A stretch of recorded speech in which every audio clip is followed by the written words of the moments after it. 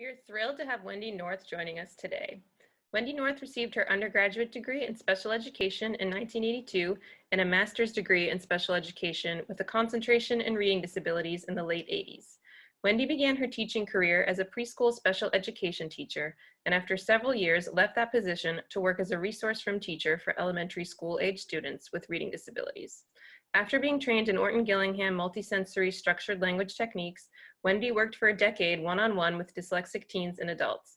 Wendy became passionate about making a greater impact by focusing on teacher training and was hired by Haskins Laboratories in New Haven to work on 2 research projects, bringing the research and science of reading to teachers in their schools. She has worked with teachers from preschool through high school in urban, suburban, public, private, parochial, and charter schools. Wendy currently works for Literacy How, based in Trumbull, Connecticut, providing professional development for teachers and administrators. Please welcome Wendy North. I want to thank everybody for taking time out on a Saturday to join me. This is not my usual setting. I'm still without power, so I'm feeling a little bit disoriented, but hopefully I can do a nice little lecture for you here. So I'm going to start with a definition of dyslexia very quickly, and then I'm going to show you, I promise, just a couple of slides and models, and then I'd like to get into the misperceptions about dyslexia. And then after that, I would like to share a little bit with you about that when you have a diagnosis of dyslexia, or if you have somebody who's a teenager or an adult who hasn't been properly served for their entire life, that they can still get help and learn how to read, is just something that you have to deal with once you've got that diagnosis, even if it comes later on in life. So let me just get started here with the definition. And what we love to do at Literacy How is break things down into morphs or morphemes. Oh, let me see here. All right, so the dys part of dyslexia means lack of ability, and the lexia part means with language. So dyslexia means a lack of ability with language. Okay, keep that in mind. So now I've got a definition of dyslexia here for you. I'm going to ask that you read it to yourself because I know people don't like it when I read to them. So read it, and then I'll just point out a couple of things.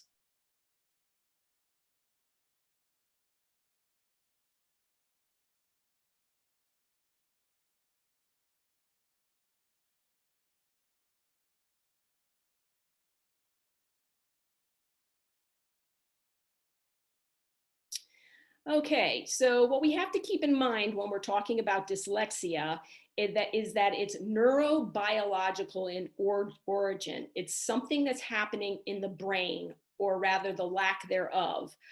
And it's characterized by difficulties with, oftentimes with being a late talker, with not pronouncing words correctly, by difficult decoding words, by poor spelling.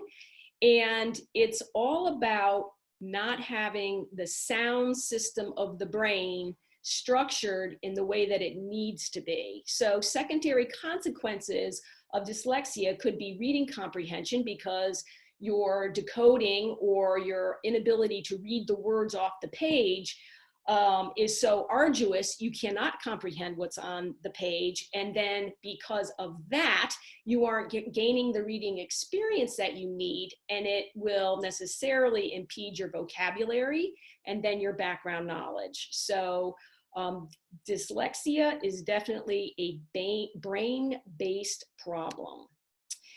I promise you, this will be the only brain slide that I'm going to show you. This is the left hemisphere of the brain. And we know that the brain has specializations for certain things. And here you see at the back of the brain is what we have, one of our reading experts likes to call it the letter box, where we take in the letter symbols of the alphabet. So we take in the visual symbol of that word. But what has to happen then is that there is this sound processor that we think of as being generally over the left ear that takes in the sounds of words And that is what is weak in the area of dyslexia. There's something going on here with the sound system of the language.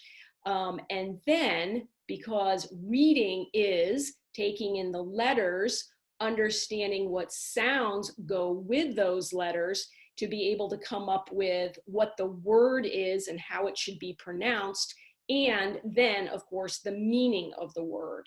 So what we do know about dyslexia from all the research that's been done at Haskins Laboratories in New Haven, but also in other places around the world, is that something's going on in the brain where the sounds of the language aren't being processed properly or quickly. So that is what dyslexia is all about. And so if you can't understand the sound system of our language and be able to decode words, it's going to impact everything when it comes to the reading process. That's about all I can say right now, okay, about that. Just another way to look at this. This is just another model that we have this idea of a phonological processor in our brain that takes in the speech sounds of any given language. And then we have what we call the orthographic processor, where you're taking in the letters and the visual form of the word. And we're building this what we need to do when we teach people how to read is to build a system between the orthographic processor, or the letters, and then the sounds that are associated with those letters. So it doesn't end there, because of course we need to make sure that our students understand the meaning of the words that they are decoding. And then, important to the reading process, is something called the context processor, where you understand how that group of words means something. So that is where it comes into play, where you have a word like the word bow or bow, B-O-W, and you don't know what that word is going to be until it's put into the context of a sentence or the words around it. Okay. So here is just another model of what goes into being a reader. So we think of this as being word recognition. There are two parts. I think maybe Dave Brazy last week showed you the simple view of reading, where in order to be a reader, you have to be able to decode, which means you need to be able to lift those words off the page and figure out what those words are saying. And then this other whole area of being a reader has to do with what is your language comprehension? What do you have for background knowledge? How large is your vocabulary? Is it age and grade appropriate? What do you understand about the syntax or the sentence structure of the language that you're reading in? Are you able, do you have verbal reasoning skills? Can you inference? Do you understand metaphors? And then, of course, literacy concepts. So that all goes into the language comprehension piece of being a reader. But down here, in order for us to be able to recognize the words on the page, we have to have this thing called phonological awareness. I'll show you a few examples of that in a moment, but think about it this way, that if I said the word elephant, you would be able to tell me immediately that it had 3 syllables, elephant. And then phonemes stands for the speech sounds in our language. Can you hear, if I said the word bag, could you hear that there are actually 3 sounds in that word? B, a, g. So that's the idea behind phonological awareness. We cannot decode or take advantage of the alphabetic principle, which means that you understand that letters represent sounds and sounds can be represented by letters. You cannot decode well if you have problems with phonological awareness. And then, of course, word recognition, we want there to be so much understanding of how to read and how our language works, that you develop a sight word vocabulary so that you can instantly recognize words. Okay. So we see here the end product. We want everybody to have reading comprehension for their age and grade level, and that we need all these individual skills here in order to become a fluent reader who can comprehend the material that we would like to read or that we are being assigned. Okay. That was it in a nutshell. That's all I wanted to do for the models. People have different ideas of what dyslexia is. So I wanted to go over some common misperceptions and try to help you understand what dyslexia isn't. So first of all, dyslexia is not a vision problem. It is not a problem with your eyes. So if you hear somebody who has dyslexia and you hear that they're going for training like with tinted glasses, or they're being asked to do eye exercises, that's not going to help them with their problem if they are dyslexic. So being dyslexic means that you have trouble with the sound system of our language. A lot of times we think of dyslexia, this is probably the most common misperception, is that dyslexics reverse letters or they actually read words backwards. Once again, this isn't true. Yes, they might reverse letters, but so do a lot of our beginning readers reverse letters while they're reading B and D, for instance, or P and B. And sometimes we think that they are reading backwards, or a lot of times dyslexics will say that the words are all jumbled on the page. And through all my years of experience working with dyslexics, and you ask them, like, what do you see, or how do you read? And they'll say, oh, the words are all jumbled on the page, that's why I can't read. Or I reverse my letters, or I see the words backwards. That isn't necessarily true. The problem is they have no idea how to read. So they don't know how to explain to you what they are trying to do while they're reading. It just makes absolutely no sense to them. Okay. The dyslexia can show up in preschool if you know what you're looking for. So often we think that dyslexia can't possibly be diagnosed until a child is in first or second grade, and they're not reading as well as they should be. They're not keeping up with their class, or their spelling is absolutely horrendous, a combination of that, or they're shy speakers, or when they say words, they might not say the word correctly. So there are indicators for dyslexia as early as preschool. And I can't go into all those assessments right now, but if you ask me a specific question about that later, I'll try to explain that to you. Dyslexia does not go away. Dyslexia is a chronic condition, which means that at various times throughout a dyslexic's life, they are going to run into problems where dyslexia rears its ugly head. So that we can get a kindergarten, first, second, third grader up to speed with some very good intensive interventions. But as the material gets harder, as sentence structures become more complex, this problem with dyslexia will once again show up.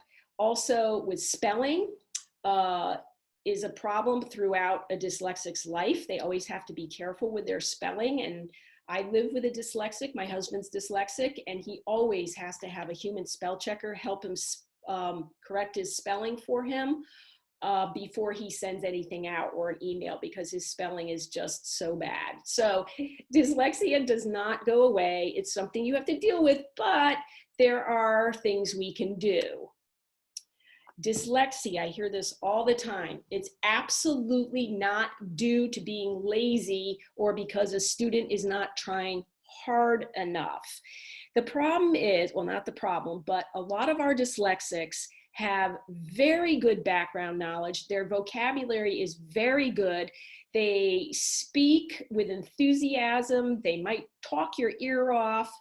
So it's unexpected to hear, especially a teenager or adult dyslexic who has a wonderful, fabulous conversation with you, but when it comes to reading, they can't read the words off the page. And a lot of kids in the upper grades, teachers hear them speak and they are knowledgeable about a topic, but when it comes to reading, they cannot read or spell or write very well. So teachers think it's due to laziness or somebody not trying hard enough. That is not true. Dyslexia is not an English learner issue. Dyslexia is a worldwide problem. In any written language, you can have people who are dyslexic. And especially it shows up in an alphabetic type of language. Dyslexia is not caused by not reading enough at home. That really has nothing to do with it. And I'll leave it at that. Dyslexia also is not more prevalent in boys than in girls. It's about a 50-50 split. And we often think that there are more boys who have dyslexia because they are diagnosed more frequently.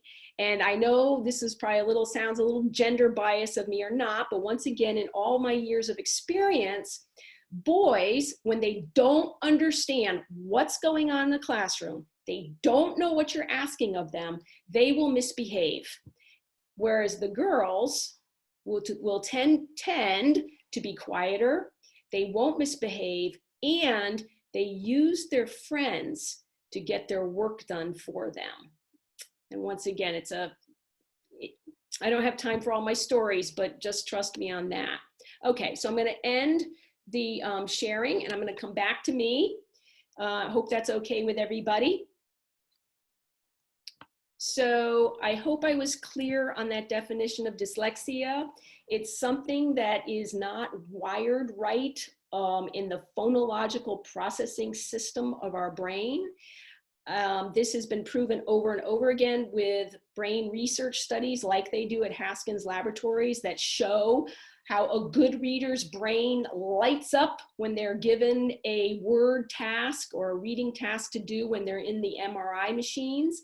And then with dyslexic students, they'll put them into the MRI machine, they'll give them the exact same task, but there's something there that isn't lighting up. So we know that it's a brain-based problem. But the good news is there's so much that we can do to help our dyslexic students. Dyslexia has nothing to do with intelligence. There are so many people who are dyslexic who are just off the charts brilliant, and then many people who are dyslexic who just are kind of average, but it's not an intelligence problem.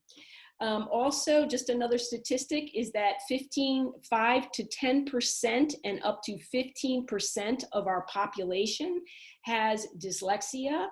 Dyslexia is on a continuum, so we can have people who are severe dyslexic students, and then we can have others who are quite mild, who just need some intervention, and they're good to go. They're on their way with learning how to read. So dyslexia is on a continuum of severity. Okay, so where do I go from here? Just to tell you that there are assessment batteries that are given to students if there is a question about whether they may be dyslexic or not, and it's quite comprehensive. So there has to be some sort of assessment done with phonological processing. So we give our students, or when they're being examined to see if they have dyslexia, we give them tasks which are just based on the sounds of our language. So we might ask them to give us the first sound in the word mop and see what they come up with. Something else that we do is we ask them to segment words into their individual speech sounds. So we might ask a second grader, give me all the sounds in the word mop, and they would have to demonstrate but it doesn't end there. Can they segment to 4 sounds? So if we gave them a word like flag, could they segment to 4 sounds? And if you'd like to do it with me just to practice, that's terrific. ag.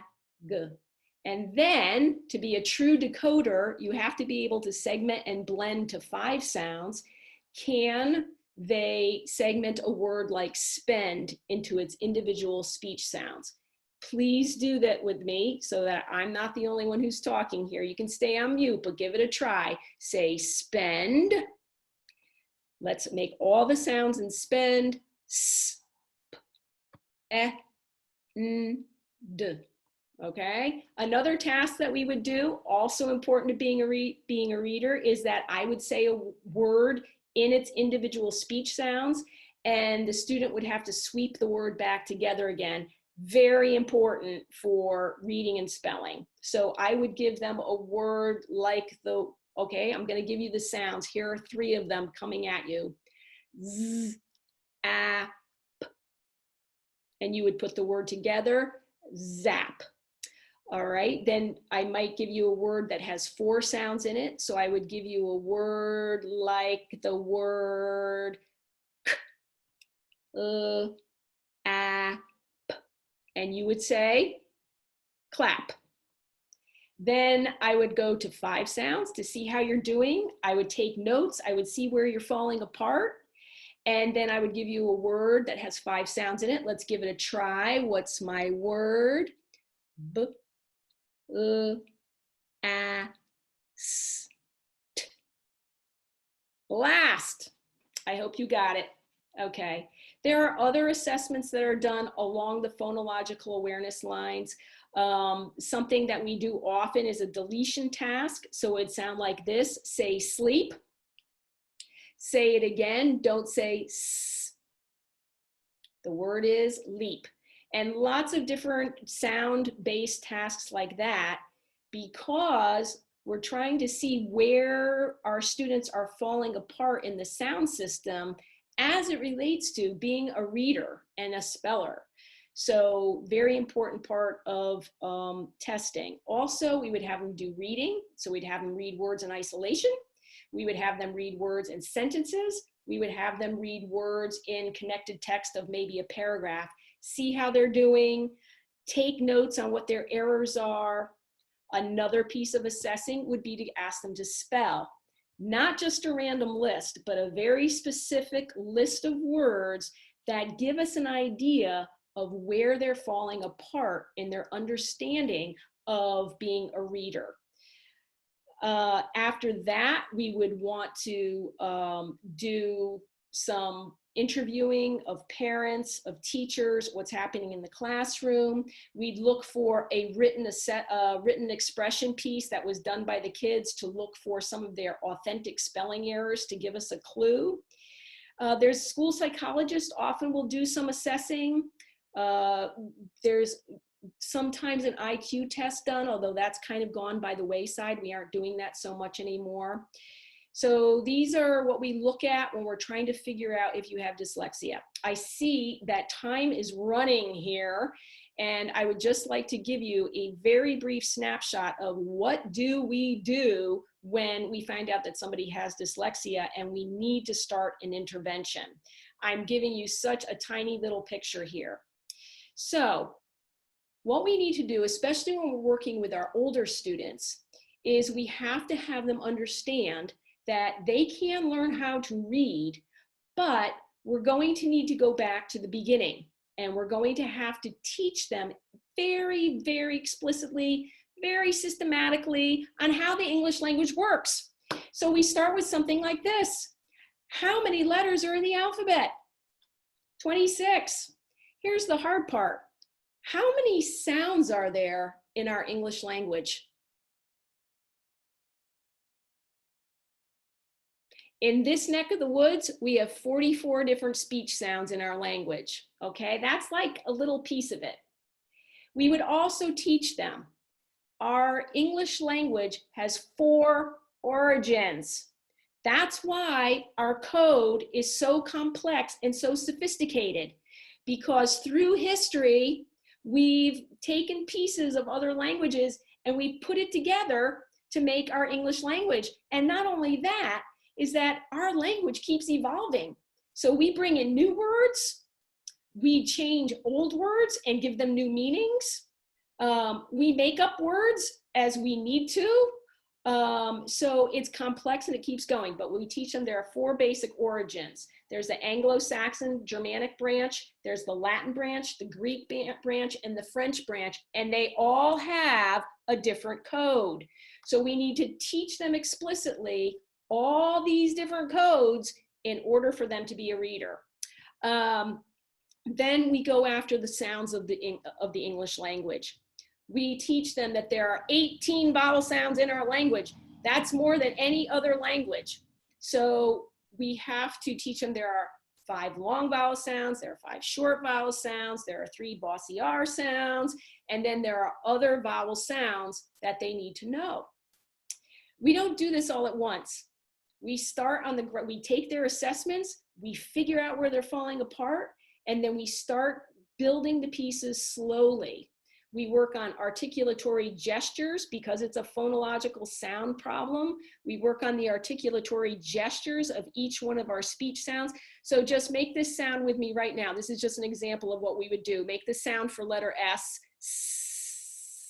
And we talk about what is our mouth doing when we make that sound? What happens if you turn on the air and you make your throat vibrate? Zzz. Oh my gosh. Same artic, 2 different sounds. And there are 8 pairs of sounds in English that have that voiced, unvoiced pair in it. So we have to explicitly teach the vowel sounds. We have to explicitly teach the articulatory gestures for all our consonant sounds. And then we start to put the code together. We marry the letters with the sounds. So we start creating this, if you remember that model where I showed you the 4-part processor, we start marrying the sounds with the letters and we build their brain systems. Apparently that's what they told us at Haskins, that we're literally like, you could have them do an intervention and then put them back in the machine and you can see that things are starting to light up in their brain that wasn't before. Super quickly, I don't know what people know or not, but there are 6 syllable types in our language. So the most common one is this thing called a closed syllable. We call them CVC words, I think, at New Haven Reads. Lexia is all over this, and so is your Explode the Code. So we do different things like this. Very explicit teaching. Sound this out. B, e, g. Read it fast. Beg. Now watch what happens. I get rid of the G. What have we got for a word? B. And we show them explicitly closed syllable, short vowel sound, open syllable, long vowel sound. And we do lots and lots of very explicit teaching like that. So I see that it is 4:35. I just wanted to show you behind me very quickly that once again, for like, I know some people are working with older students. We have to, like I said, with some of my dyslexic students who are on the severe end of the scale, if I didn't teach them something about our language, they would never learn it, which was quite a burden for me as a teacher. So I would have to do things like this. I'm hoping you can see this. I would teach them that letter J never ends a word in our language. But there are 2 ways that we make that j sound, or we spell that j sound at the end of a word. And I would show them these word lists that they would read through. And then as part of the lesson, I hope this doesn't come off the wall. I would do a spelling activity with them. Now look at this. This is not just a random list of spelling words. This is a list of spelling words working on how do we spell that j sound at the end of words. So we would do this thing where it's called sound letter mapping, where once again, we're going after the sounds hard and heavy in every lesson and mapping it up to a symbol, a letter symbol to spell words. And I see time's flying. I've never tried to do this in just 30 minutes before, so I hope that this was somewhat enlightening, and I'm hoping you have some questions so that there can be some clarifications if I completely lost people. One other thing. Understood.org. I'm hoping you can see that. Understood.org is an amazing website for people who want to learn more about dyslexia. It's phenomenal. You can watch a structured literacy lesson, seeing teachers work with students who are dyslexic. International Dyslexia, so interdys.org is also a phenomenal website, tons of information.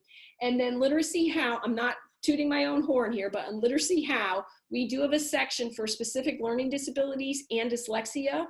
And you can see Dr. Margie Gillis doing a couple of presentations on dyslexia, like going into it in a lot more depth. And then for people who are like, English is such a crazy language, how on earth do you teach it? I think there's a run on this book right now, since parents are looking for resources on how to teach kids how to read.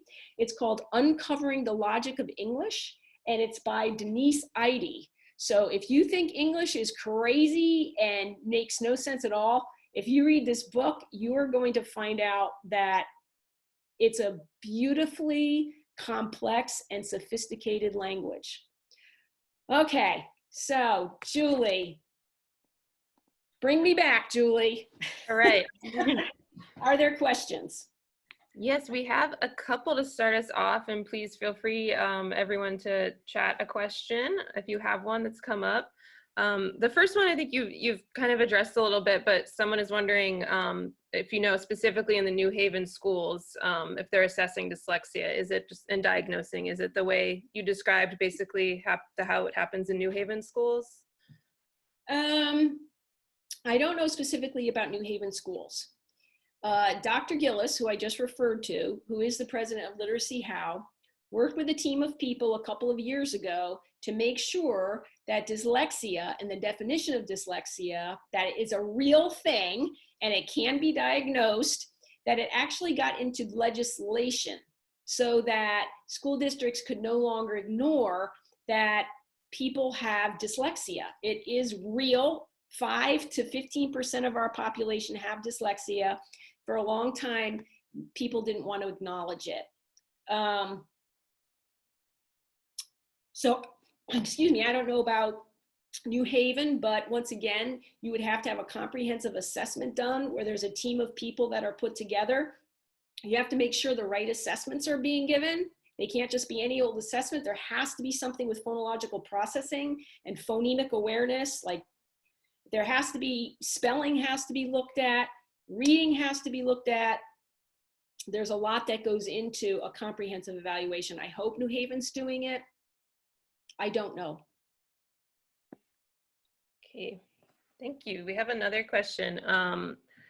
What your top 3 tips are for working with students with dyslexia? If you have a top 3.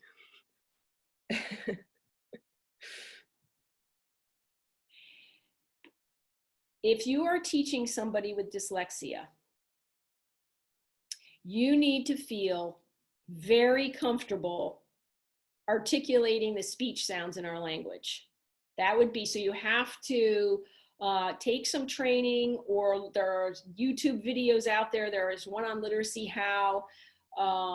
Louisa Moats, who Dave Brazy mentioned last week, Louisa Moats, anything you can find on her, any video you can watch. She has some amazing trainings out there, and it really talks about the articulation, because if you can't go there with a dyslexic student, then really you aren't doing right by them, because that is going to be the key, is getting them to hear, to make correctly, to understand the speech sounds in our language and how all of our words are made up of individual speech sounds. The next one I would say is make sure you get a book like this. So there are others out there, but get a book like this from a trusted source. So once again, Louisa Moats or somebody, Marilyn Adams or somebody like that. And know the 6 syllable types, understand why we teach the syllable types. It's all about understanding what the vowel sound's going to be in syllables.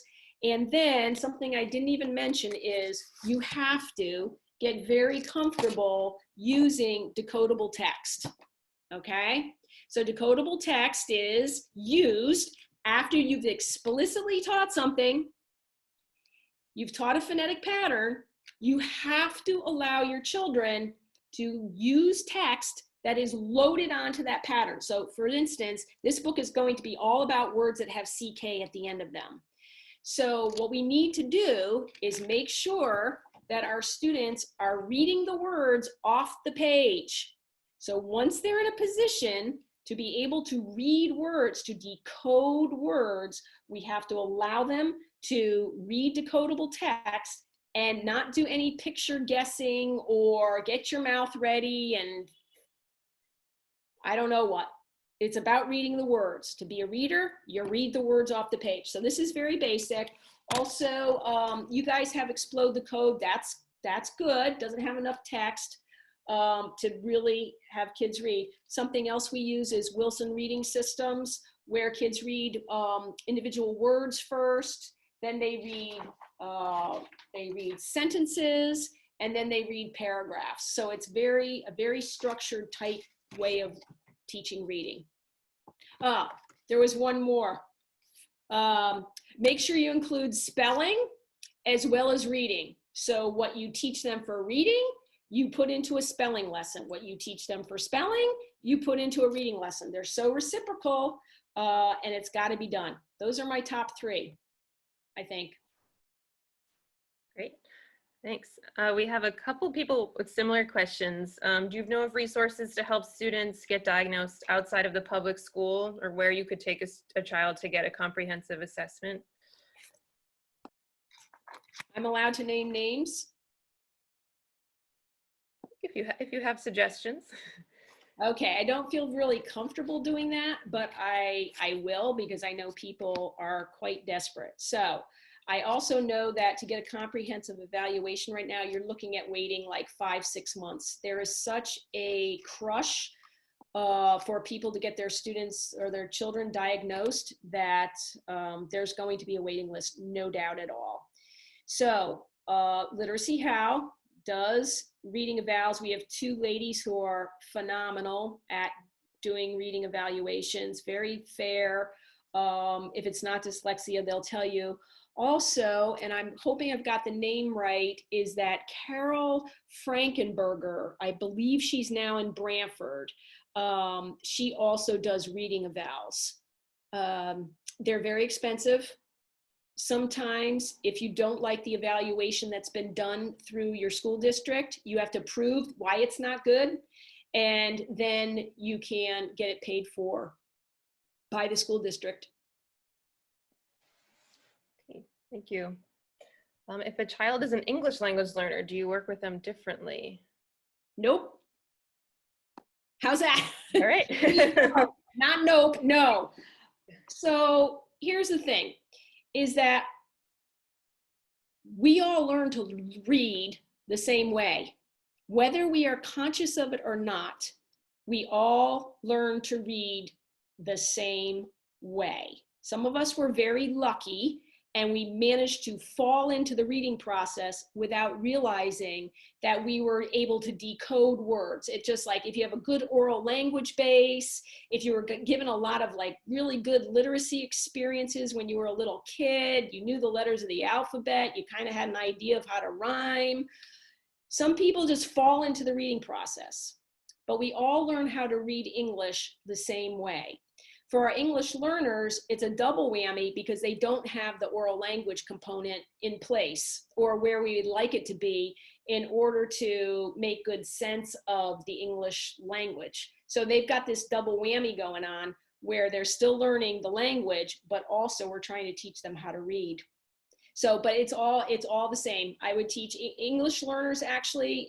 I did a lot of work for literacy volunteers for a while, and English learners, they loved learning about the code of English. 26 letters, 44 sounds, 18 vowel sounds. They're like, what? So, same way.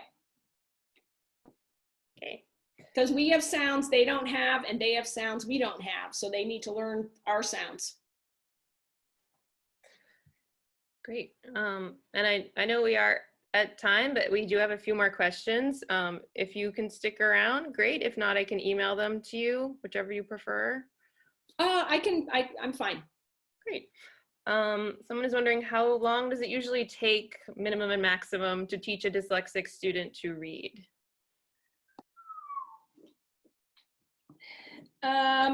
For my 6th, 7th, and 8th graders and some of my high school students, 3 years.